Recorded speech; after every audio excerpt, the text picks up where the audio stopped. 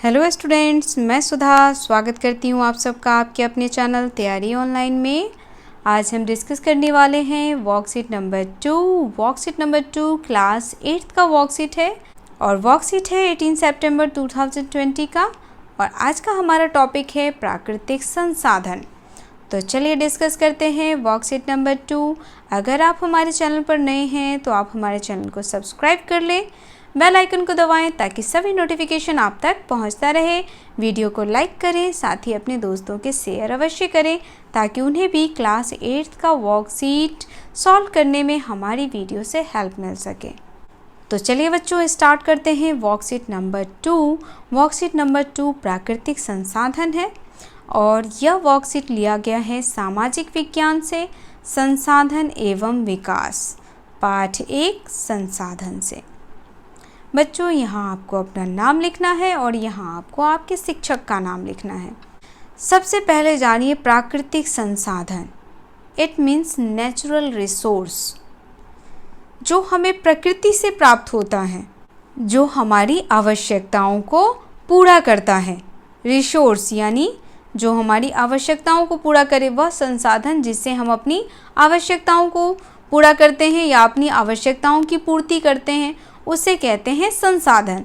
तो आज हमें पढ़ना है प्राकृतिक संसाधन। तो प्राकृतिक संसाधन यानी प्राकृतिक चीज़ें जिससे हम अपनी ज़रूरतों को पूरा करते हैं, जिसमें ईंधन। आज ईंधन कितना इम्पॉर्टेंट है आप सभी जानते होंगे। अगर आपके पास कार है या बाइक है तो आप कार और बाइक के लिए क्या लेते हैं? ईंधन, फ्यूल लेते हैं। और फ्यूल से ही कार चलती है और फ्यूल से ही आपका बाइक चलता है। तो फ्यूल क्या है? ईंधन क्या है? ईंधन एक प्राकृतिक सोर्स है। इट मीन्स प्राकृतिक संसाधन है जो आपकी ज़रूरतों को पूरा करने में आपकी मदद करता है। मिट्टी, अगर मिट्टी नहीं होती तो खेती नहीं होता, खेती नहीं होता तो फसल नहीं उगते। तो वह सब किससे प्राप्त होता है? तो मिट्टी के होने की वजह से हम इन सारी चीज़ों का लुत्फ़ उठा रहे हैं। मिट्टी प्राकृतिक संसाधन है और इससे हमें भोजन प्राप्त होता है। कोयला क्या है? एक ईंधन है और इससे हमें ऊर्जा प्राप्त होती है। यह क्या प्रदान करता है? ऊष्मा।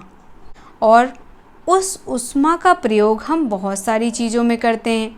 जैसे पहले जो रेलगाड़ियाँ चलती थीं, वह रेलगाड़ियाँ किसकी मदद से चलती थी? वह कोयले से चलती थी। और अब जो रेलगाड़ियाँ चलती हैं वह इलेक्ट्रिसिटी से चलती है। तो कोयला एक ईंधन है जो प्राकृतिक संसाधन है, जो हमें ऊष्मा प्रदान करता है और इस ऊष्मा से हम अपनी ज़रूरतों को पूरा करते हैं। बहुत जगह देखे होंगे तो कोयले के चूल्हे पे लोग आज भी अपना भोजन पकाते हैं। तो यहाँ देखिए, कोयले का भी प्रयोग लोग अपनी ज़रूरतों को पूरा करने में करते हैं। उसी तरह से हो जाता है हमारा गैस। आज जो हम सब के घर में एलपीजी आता है, वह कहाँ से प्राप्त हो रहा है? एलपीजी गैस कहाँ से आता है? तो एलपीजी गैस जो है वह भी प्राकृतिक संसाधन है, यानी प्रकृति से यह हमें मिलता है। यह नेचुरल रिसोर्स है, ना कि मैन मेड। मनुष्य इसे नहीं बना सकता, बल्कि प्रकृति ने इसे बनाया है। किसके लिए? तो हम सब के लिए। इसीलिए प्राकृतिक संसाधनों का उपयोग हमें ज़रूरत के हिसाब से ही करना चाहिए, अत्यधिक नहीं करना चाहिए। अगर हम प्राकृतिक संसाधन का प्रयोग अंधाधुंध करेंगे तो एक दिन यह खत्म हो जाएगा और हमें मुश्किलों का सामना करना पड़ेगा। तो चलिए देखते हैं हमारे वर्कशीट में प्राकृतिक संसाधन से संबंधित महत्वपूर्ण बातें क्या क्या हैं। वर्कशीट फर्स्ट में हमने जाना था कि वैसे सभी चीज़ें जिनकी कुछ उपयोगिता तथा प्रयोज्यता होती हैं, वे संसाधन कहलाती हैं। सही बात है बच्चों। वर्कशीट फर्स्ट में हमने जाना था कि जो चीज़ें हमारे उपयोग के लिए हैं, वह सभी क्या कहलाती हैं? संसाधन। संसाधन प्राकृतिक भी है और मनुष्यों के द्वारा बनाए हुए भी हैं। अगर आप कार का प्रयोग करते हैं तो कार किस में आ जाएगा? तो कार जो है वह मैन मेड रिसोर्स में आ जाता है, मनुष्यों के द्वारा बनाया गया है। लेकिन अगर आप पेट्रोल की बात करते हैं, पेट्रोल क्या है? पेट्रोल एक नेचुरल रिसोर्स है, यह प्रकृति के द्वारा बनाया गया है, इसे मनुष्यों ने नहीं बनाया है। तो जो भी चीज़ हमारी उपयोगिता के लिए है, जिसका हम उपयोग करते हैं, वह सभी क्या कहलाता है? संसाधन। इस उपयोगिता का कोई आर्थिक मूल्य हो ये आवश्यक नहीं, जरूरी नहीं है कि इन सब का कोई आर्थिक मूल्य हो। जैसे एक मनोरम भूदृश्य का कोई आर्थिक महत्व नहीं है। यहाँ देखिए, मनोरम भूदृश्य, अगर आप कोई ऐसी जगह पे हैं जहाँ का दृश्य बहुत ही सुहावना और बहुत ही अच्छा है, तो वहाँ उसका कोई आर्थिक महत्व नहीं है, बल्कि वह प्राकृतिक सुंदरता है। लेकिन वहीं धातुओं या जीवाश्म ईंधन का आर्थिक मूल्य है। अब जैसे धातुओं से बनी हुई मूर्ति, अगर आप धातु से बना हुआ कोई चीज़ खरीदते हैं, मान लीजिए ये आपने खरीदा और ये बना हुआ है धातु का, तो इसका अपना एक आर्थिक मूल्य है, ये आपको ऐसे ही नहीं मिलेगा। जैसे आप पेट्रोल ही खरीदते हैं, पेट्रोल भी नेचुरल रिसोर्स है, लेकिन इसका भी आपको क्या करना पड़ता है? मूल्य चुकाना होता है, यानी इसका भी अपना एक आर्थिक मूल्य है, और दोनों ही हमारे लिए महत्वपूर्ण संसाधन है। अब प्रश्न उठता है, क्या सभी संसाधन जो हमने पिछले वर्कशीट में वर्गीकृत किए थे एक जैसे स्रोत से प्राप्त होते हैं या अलग अलग स्रोत से प्राप्त होते हैं? तो अब हमें बताना है, क्या यह एक ही स्रोत से प्राप्त होते हैं या अलग अलग स्रोत से प्राप्त होते हैं? तो यहाँ देखिए, आइए एक गतिविधि करते हैं। अब हमें क्या करना है? कुछ एक्टिविटी करना है। तो यहाँ कुछ पदार्थों के नाम दिए हैं, जैसे मिट्टी, खिलौना, वाहन, जंगल, पुल, रेल, खनिज, पर्वत, सड़क, इमारतें, कोयला, फर्नीचर, पेट्रोलियम, प्राकृतिक गैस, सूर्य का प्रकाश और वायु। अब आप हमें बताएं कि इसमें से कौन सा नेचुरल रिसोर्स है और कौन सा मैन मेड। तो बच्चों, बहुत सारे हैं जो नेचुरल रिसोर्स है और बहुत सारे मैन मेड है। आप हमें कमेंट करके बताएं कि कौन सा पदार्थ है जो नेचुरल रिसोर्स यानी प्राकृतिक संसाधन है इसमें, और कौन सा पदार्थ है जो मनुष्यों के द्वारा निर्मित किया गया है। अब आगे भी देखिए क्या कहा जा रहा है।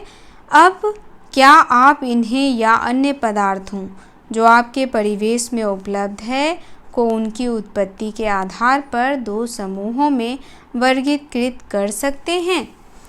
उसके बाद है, अब पहले कॉलम में हमारे द्वारा लिखे गए पदार्थों के बारे में क्या पता चलता है? क्या ये हमारे लिए उपयोगी हैं? तो हाँ, यह हमारे लिए बहुत ही उपयोगी है। मिट्टी है तो ही हम उस पर फसल उगा सकते हैं, मिट्टी से हम खिलौने बना सकते हैं।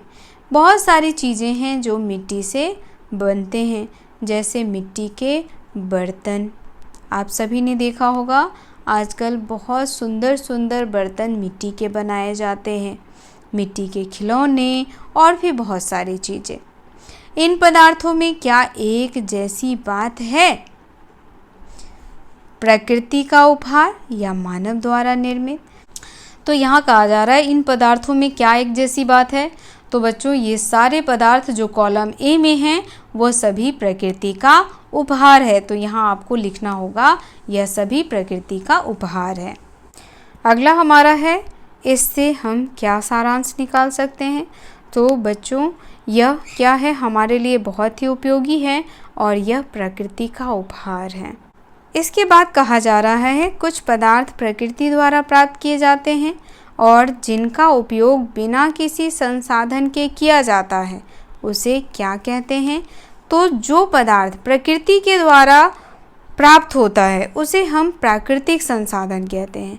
तो यहाँ इस खाली जगह पे आपको भरना है प्राकृतिक संसाधन, जो मनुष्य के द्वारा निर्मित नहीं होता है, प्रकृति से हमें प्राप्त होता है, उसे हम प्राकृतिक संसाधन कहते हैं। अब देखिए बी में क्या कहा जा रहा है। अब क्या सभी प्राकृतिक संसाधन एक जैसे होते हैं? आइए पता करते हैं।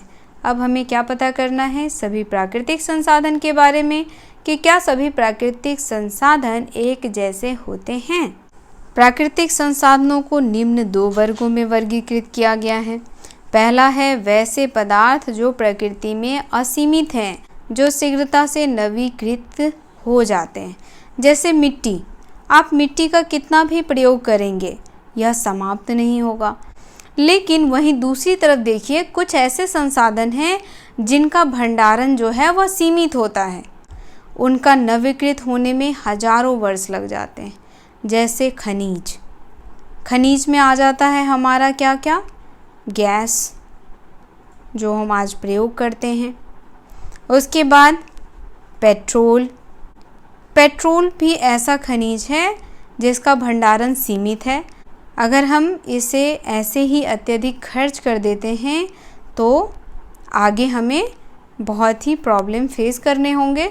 इसीलिए कहते हैं कि जब भी रेड लाइट आए तो हमें अपनी गाड़ी को क्या कर देना चाहिए, बंद कर देना चाहिए, क्योंकि गाड़ी जो है जब तक स्टार्ट रहती है तब तक वह फ्यूल को कंज्यूम करती रहती है। अब देखिए, उपरोक्त का अवलोकन करने पर हम कह सकते हैं, क्या कह सकते हैं, कुछ प्राकृतिक संसाधन जो प्रकृति में असीमित मात्रा में उपलब्ध है और शीघ्रता से नवीकृत हो जाते हैं, क्या कहलाते हैं, नवीकरणीय संसाधन। यानी कुछ ऐसी चीज़ें हैं जिनका प्रयोग हम कई बार करते हैं और अत्यधिक करते हैं, लेकिन फिर भी वह हमें शीघ्रता से मिल जाता है। जैसे मिट्टी, मिट्टी का उपयोग आप अत्यधिक करते हैं, फिर भी वह आसानी से उपलब्ध हो जाता है। दूसरा है वही कुछ प्राकृतिक संसाधन हैं जिनका भंडारण सीमित है, खत्म होने वाले हैं और इन्हें पुनः पूरित होने में 1000 वर्षों का समय लगता है। उसे हम अनवीकरणीय संसाधन कहते हैं। जैसे में अभी हमने पढ़ा है खनिज, खनिज जो है वह अनवीकरणीय संसाधन के अंतर्गत आता है। इसके अंतर्गत क्या होता है कि जो भी चीज़ें हम प्रयोग करते हैं एक बार, उसको बनने में अत्यधिक समय लगता है, यानी हजारों वर्षों का समय लग सकता है। इसीलिए इसका प्रयोग हमें बहुत ही सोच समझ करके करना चाहिए। वैसे इस बात का ध्यान रखना चाहिए कि नवीकरणीय संसाधनों का लापरवाही से प्रयोग करने पर वो भी खत्म हो सकते हैं। सही बात है बच्चों, अगर हम किसी भी चीज़ का प्रयोग लापरवाही से करेंगे तो वह भी समाप्त हो सकता है। जैसे नवीकरणीय संसाधन में हमने पढ़ा मिट्टी, वन और भी बहुत सारी हैं जो नवीकरणीय संसाधन है, लेकिन अगर हम इसका प्रयोग लापरवाही से करेंगे तो यह भी समाप्त हो सकता है। किसकी तरह? अनवीकरणीय संसाधन की तरह, जिसमें अनवीकरणीय संसाधन में खनिज आता है, पेट्रोल, गैस, डीजल, ये सभी अनवीकरणीय संसाधन के अंतर्गत आता है। इसका प्रयोग लापरवाही से करने पर यह हमेशा के लिए खत्म हो सकता है। अब देखिए, कुछ प्रश्न दिए हुए हैं, हमें इन प्रश्नों के उत्तर लिखने हैं। तो पहला प्रश्न हमारा है, प्राकृतिक संसाधन क्या होते हैं, कुछ उदाहरण लिखिए। तो यहाँ देखिए बच्चों, पहले प्रश्न का उत्तर हो जाएगा, जो संसाधन प्रकृति के द्वारा प्राप्त होता है उसे हम प्राकृतिक संसाधन कहते हैं। अब कह रहा है उदाहरण लिखिए, तो उदाहरण हम क्या लिख सकते हैं, उदाहरण हो जाएगा मिट्टी। यहाँ आप लिख सकते हैं मिट्टी और वन, और भी बहुत सारे संसाधन हैं जो प्राकृतिक संसाधन हैं। दूसरा प्रश्न हमारा है, नवीकरणीय एवं अनवीकरणीय संसाधनों के बीच उदाहरण सहित अंतर स्पष्ट करना है आपको। तो यहाँ देखिए, इस तरीके से आप अंतर लिख सकते हैं। प्राकृतिक संसाधन जो प्रकृति में असीमित मात्रा में उपलब्ध हैं और शीघ्रता से नवीकृत हो जाते हैं, वह कहलाते हैं नवीकरणीय संसाधन, जिसमें उदाहरण के तौर पे आप मिट्टी। उसके बाद दूसरा अनवीकरणीय, तो दूसरे प्रश्न का उत्तर हमारा यहीं पे है, यह प्रश्न संख्या 2 का उत्तर। वह कुछ प्राकृतिक संसाधन जिनका भंडार सीमित है, खत्म होने वाले हैं और उन्हें पुनः पूरित होने में हजारों वर्ष का समय लगता है, वह कहलाता है अनवीकरणीय संसाधन, जिसमें आ जाता है आपका खनिज।